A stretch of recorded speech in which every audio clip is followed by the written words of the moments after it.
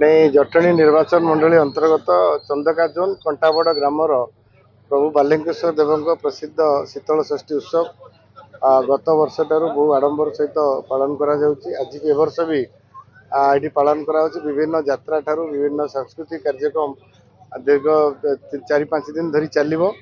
तार आज प्रथम दिन ये नाटक यात्रा परिवेशन होती गाँ लोक मान गाँ कमिटी को लेकिन चली। ये आमर माननीय सरपंच जी अच्छा नेतृत्व में ये सब जिनस घटुची। आज ये आम ओडिशार बाचस्पति श्रीमती सोरमा पाढ़ी महोदय ये आज आसबार उपस्थित हबार समय अच्छी।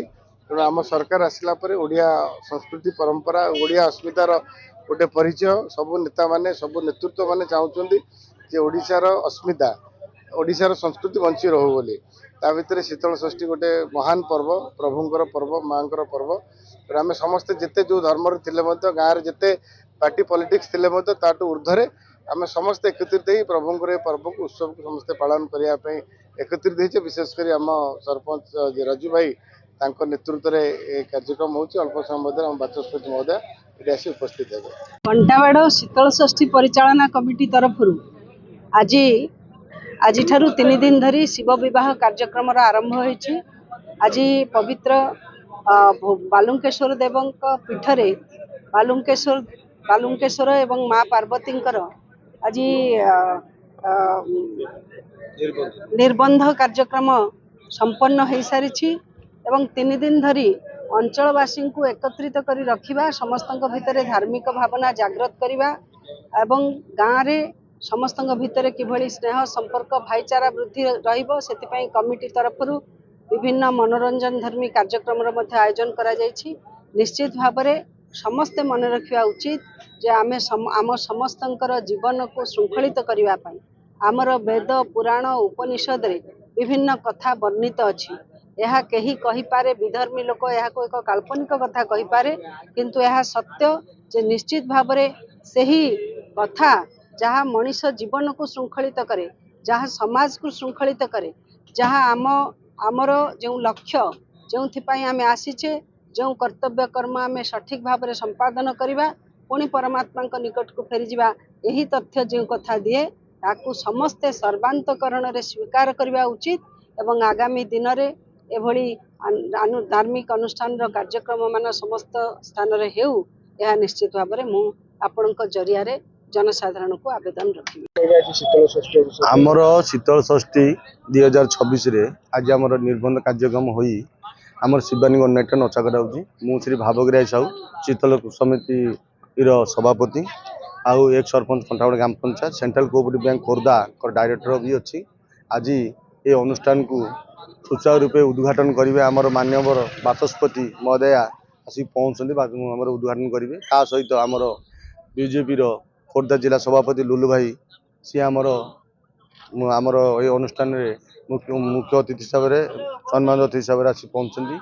आमर सेंट्रल कोऑपरेटिव बैंक खोर्धा आमर सी सामंत आम चिंटुआ भाई परिचित सी भी आम भाई उपस्थित अच्छा। सहित आम ग्राम आमर जो कमिटीर समस्त सदस्य अच्छा ग्रामवासी समस्त जी अंचल 28 नंबर जोन समस्त कार्यकर्ता आज उपस्थित रही ये शीतल षष्ठी आमर 2025 आरंभ करूँ। ये द्वितीय वर्ष रे आम जगाजग कम चली आगू भल हम तापर 18, 19, 20 जून मसरे आम बह कार्यक्रम हम। तेणु आपन को सामाजिक भाई अनुरोध करूँ से टाइम भी आसी पहुँचब ये अनुष्ठान टी आपणकर आखि पड़ी रहू ये कार्यक्रम आम नुआ करूँ आप सहयोग रही सबू सदा बेले सामाजिक भाई मैंने मतलब बहुत सहयोग कर भी धन्यवाद दूसरी जिते जो मुहूर्त डाकी सब सामाजिक भाई मैंने पहुँचती मुझे आउ थे भी धन्यवाद दूसरी ये कार्यक्रम को आम समस्ते गोटे एकजुट हो निज अंचल विकास समस्ते एकजुट हो कार्य कर। जय जगन्नाथ। ये बालुंकेश्वर महादेव प्रभुंर ये शीतल षष्ठी पर्व आज पालित होउची। ये ओडिशार परंपरा ये ओडिशार ऐतिह्य को बजाय रखापी एठार एक नेतृत्व राजू भाई जी सरपंच अच्छा नेतृत्व में पर्व संपूर्ण रूप पालित होउची। एवं ए मंच में आज ये पर्व में जोग देइछंदी आमर खोर्धा जिलार भारतीय जनता पार्टी सभापति जे कि जटणी निर्वाचन मंडली एकमात्र नेतृत्व भारतीय जनता पार्टी ता सहित आम बाचस्पति महोदय आसी खूब कम समय भितर पहुँचे तेणु ये गोटे ओडिशार परंपरा संस्कृति ऐतिह्य को बजाय रखिबार एक विराट निदर्शन ए आग को बजाय रखू जनसाधारण सहयोग रही आम मान सहयोग किरण कुमार सिंह पूर्वतन सरपंच एवं ए गाँव जड़े मुरब्बी मान अन्यतम एवं यात्रा शीतल षष्ठी गाँव सहित अंगांगी जड़ित केमती देखुଛନ୍ତି आजिका दिन में पर्व ये पर्व वर्तमान ये सरकार मुख्य पृष्ठपोषक आवश्यक भी पड़ला कहीं आमर ये जो संस्कृति परंपरा या बजाय रखापी